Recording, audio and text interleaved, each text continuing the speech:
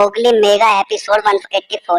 Mowgli एक बार छत के नीचे जंगल में लेटा हुआ सोच रहा था कि कोई जंगल पर खतरा तो नहीं है। वह यही देखने के लिए जंगल में चला गया और बगीरा की मदद मांगने लगा कि देखते हैं किसी को हमारी जरूरत तो नहीं है। और हुआ भी यूं ही, वह पेड़ पर जाकर सबसे ऊंचे तने पर बैठ गया और पतंग की मदद से देखने लगा। जिसको भी मदद होगी वह इस पतंग की ओर इशारा करेगा और हम समझ जाएंगे।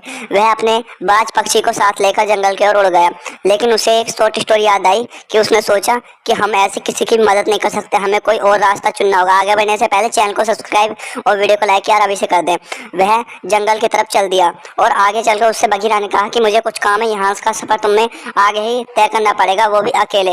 मोगली ने कहा ठीक है, मैं एक बहादुर लड़का हूँ। लेकिन उसके पीछे जो उसका भेड़िया शातिर दिमाग था, लेकिन वह एक जंगल में जाकर फंस गया। लेकिन उसे बल्लू और उसकी बहुत याद आ रही थी। तभी वह बगीरा से मदद मांगने आया और जब वे एक साथ थे तो ऊपर आसमान से एक फल गिरा जो कि पूरी जंजीर के चारों तरफ से लिपटा हुआ था।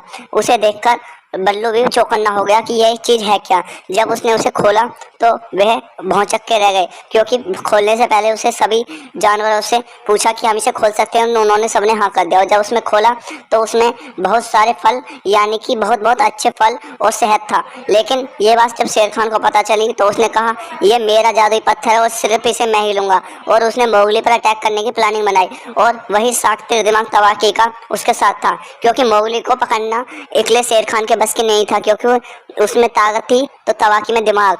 वह एक साथ थे, लेकिन उसका संग भी बगीरा ने दिया था, क्योंकि मोगली कभी भी अकेला नहीं रहता था। और हाथी और सुअर उसके साथ थे, क्योंकि बगीरा कभी भी किसी के साथ बुरा नहीं किया था, क्योंकि उसके साथ हमेशा सब ही रहते थे। और फिर तवाकी को, शेर खान को, सबने एक साथ मिलकर बहुत अच्छा मजा चखाया और बगीरा और मोगली हंसते हंसते जंगल वापस लौट आए। Thank you for watching.